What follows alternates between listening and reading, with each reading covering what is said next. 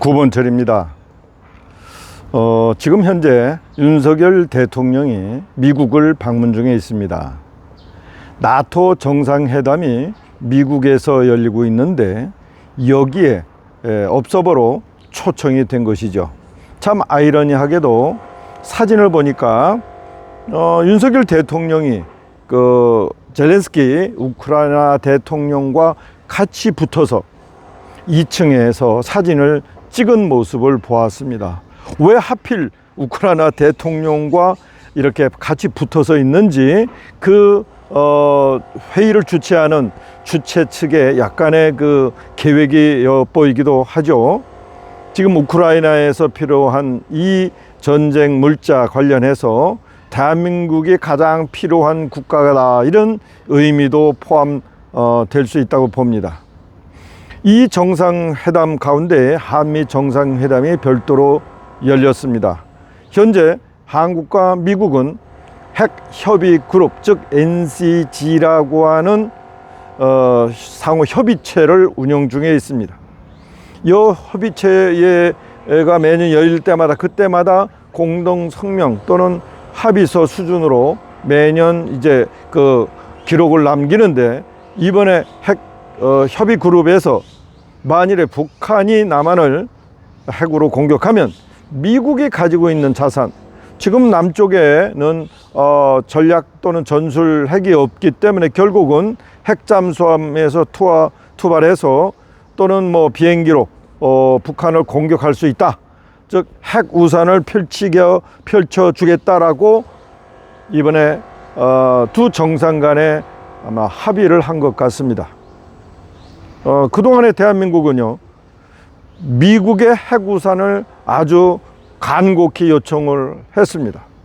이렇게 쉽게 정상 간의 합의로 이렇게 쉽게 끝날 이런 문제가 아닌 것 같은데, 이제 그렇게 되면 남한은, 대한민국은 북한의 핵 공격에서 그 공격의 위협에서 벗어났다, 이렇게 생각할 수도 있겠죠. 왜냐하면은 미국이 갖고 있거나 대한민국이 갖고 있거나 만일에 북한이 핵으로 공격하면 당연히 핵은 핵으로 응징한다는 차원에서 그게 아니겠느냐 하는 생각을 할 수 있듯이, 미국이 만일에 북한의 공격에 대응해서 미국의 핵자산을 쏘아준다면, 만일에 그게 우리가 갖고 있는 등과 같은 상태로 유지할 수 있다면, 우리가 핵 버튼을 누를 수만 있다면 그게 맞는 이야기일 수도 있습니다. 그러나 지금 아무런 국민의 그런 어떤 반응이나 전문가들 사이에서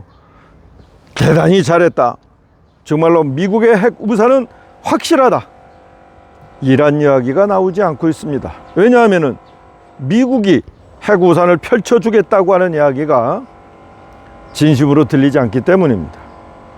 왜 그러면은 미국은 대한민국에게 핵우산을 이 시점에서 펼쳐주겠다고 얘기를 했을까?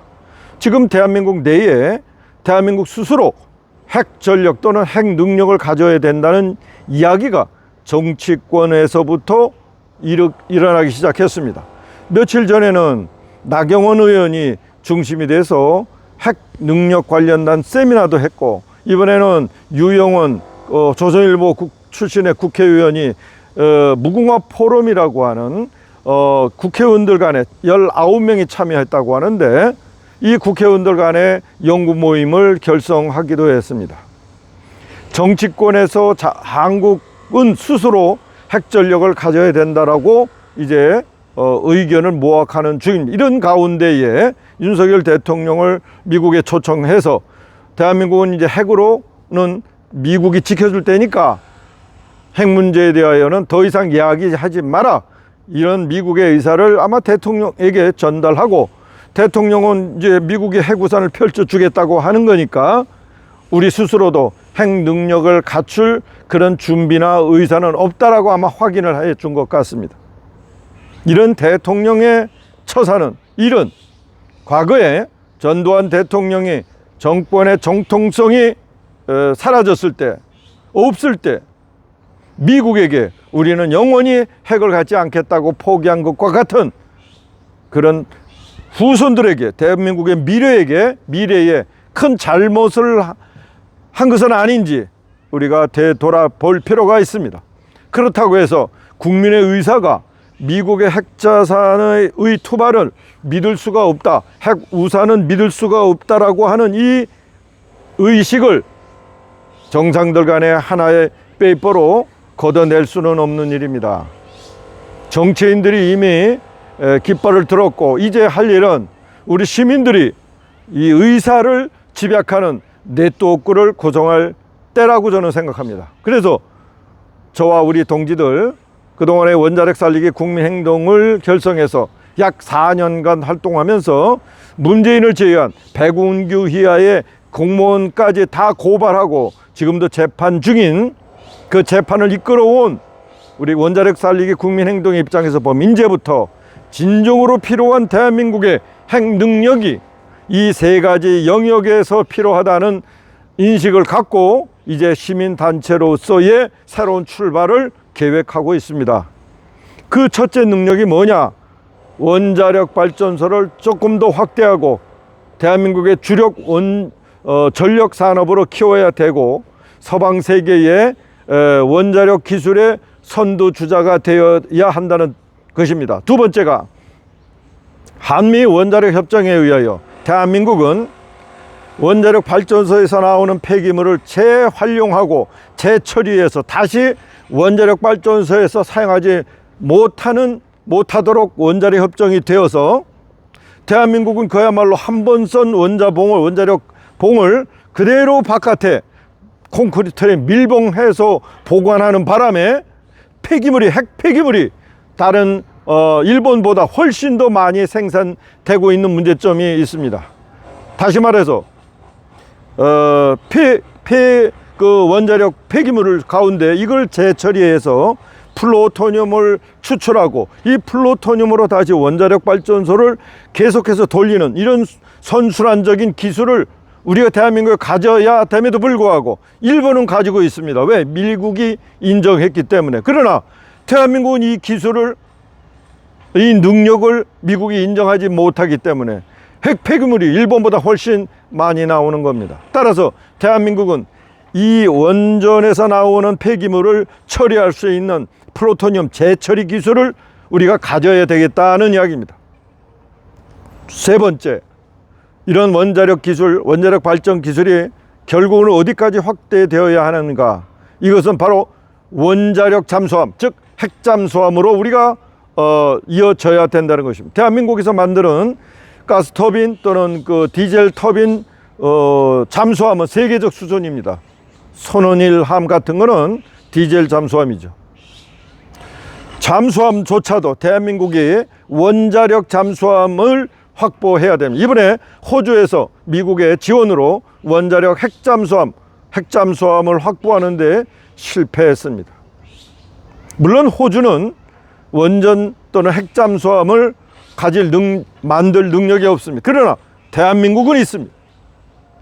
세 번째, 바로 대한민국이 가져야 할 것, 원자력 잠수함, 핵잠수함을 가져야 하는 것입니다.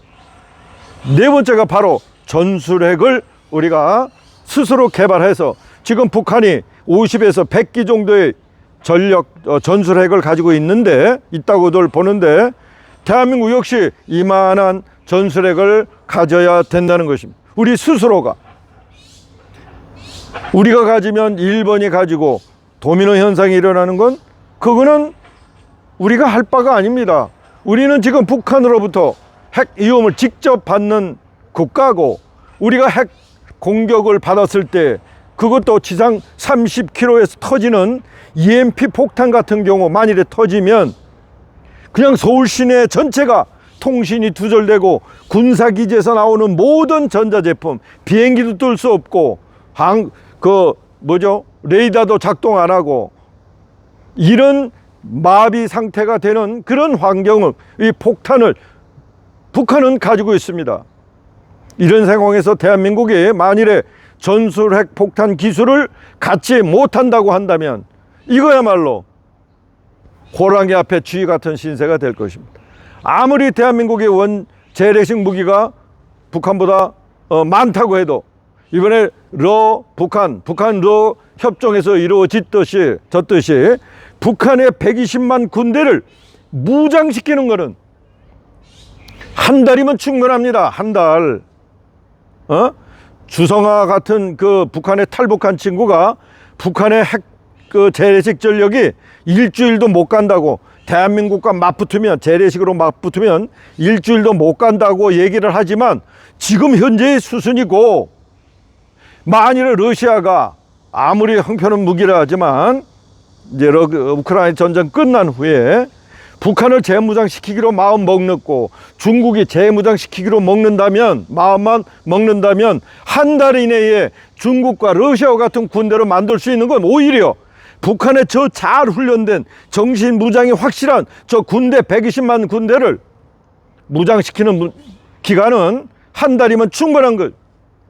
그러니까 탈북 인사 이런 사람들이 내려와서 북한의 재래식 무기 수준이 형편없다고 이 말하는 그 자체가 저는 대단히 의심스럽다는 이야기입니다. 자, 재래식 무기의 수준, 북한의 수준도 한 달이면 대한민국을 능가하는, 오히려 대한민국에 맞먹는 수준으로 재무장할 수 있고, 거기다 핵무기까지 갖고 있는 이 마당에 대한민국이요, 핵 능력을 가지는 문제에 대하여 서방 세계와 협의하고 미국과 협의해서 우리가 이 핵 능력을 스스로 포기한다는 것 자체가 그렇다고 한미 동맹을 해치는 것도 아니고, 우리의 능력을 확보하기 위한 우리의 노력은 이 정치권에서 시작을 했기 때문에 우리 시민사회가 이것을 뒷받침하고 시민의 의사가 더욱 중요하기 때문에 이 문제를 저희들이 네트워크로 확대해 나가겠습니다.